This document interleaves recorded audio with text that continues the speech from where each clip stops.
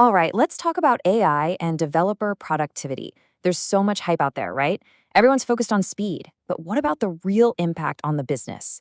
Today, we're going to cut through all that noise. We're going to build a framework for measuring what actually matters so you can see what AI is really doing for your engineering teams. So here's the big question, the one that's probably keeping a lot of engineering leaders up at night. Your developers seem to be flying. They're churning out code faster than ever before, AI suggestions are being accepted left and right. But when you look at the bottom line, are you actually shipping more value to your customers? For many, the output is way up, but the outcome? Well, it's a little fuzzy. Let's dig into why that is. This feeling actually has a name. It's called the AI productivity paradox, and it perfectly captures that frustration of seeing individuals move at light speed while the organization as a whole feels like it's stuck in first gear. So here's the deal. This paradox happens because AI doesn't just speed up one isolated task, like coding. It fundamentally changes the entire system of work. The bottleneck doesn't disappear, it just moves somewhere else. So now, instead of waiting for code to be written, you've got these huge pileups in code review. You're seeing new kinds of bugs pop up, and there's all this friction in places you just never expected. Okay, so how do we fix this? Well, the first step is admitting that we might be measuring all the wrong things. To really understand what's going on, we have to escape the trap of what I call vanity metrics. Let's look at the difference. On the left, you've got the old way, measuring activity.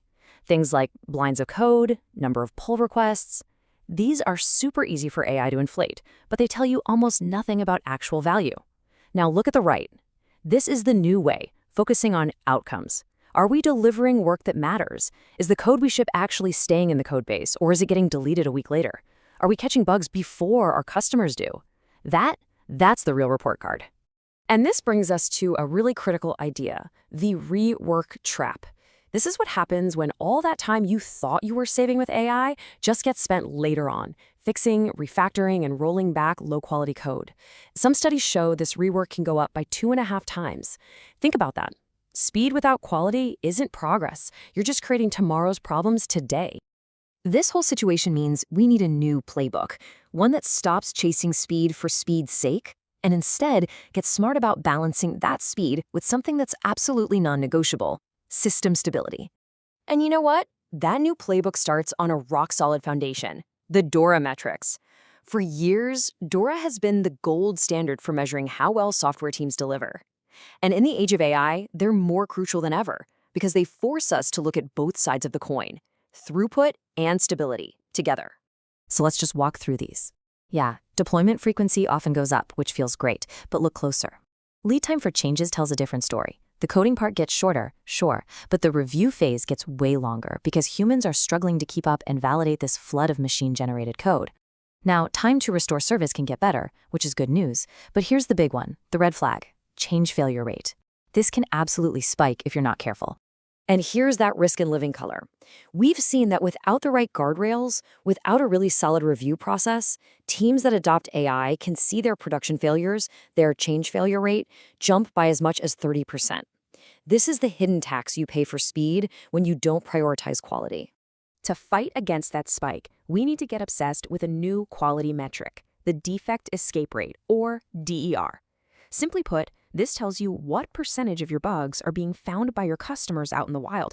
If your DER is high, it's a huge warning sign that your quality process just isn't keeping up with the fire hose of AI-generated code.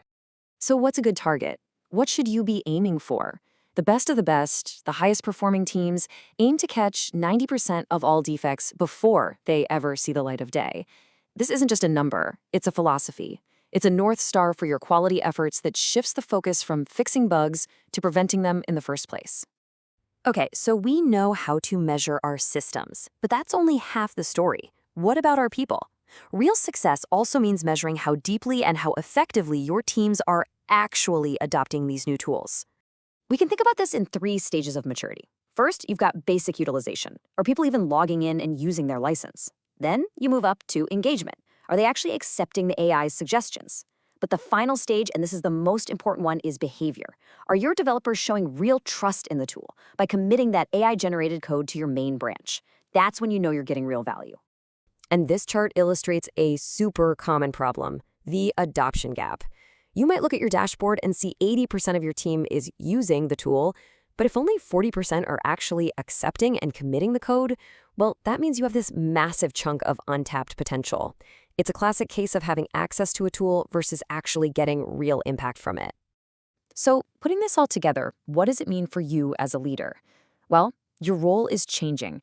It's less about being a taskmaster and more about being an architect, designing an intelligent system where humans and AI can collaborate in the most effective way possible.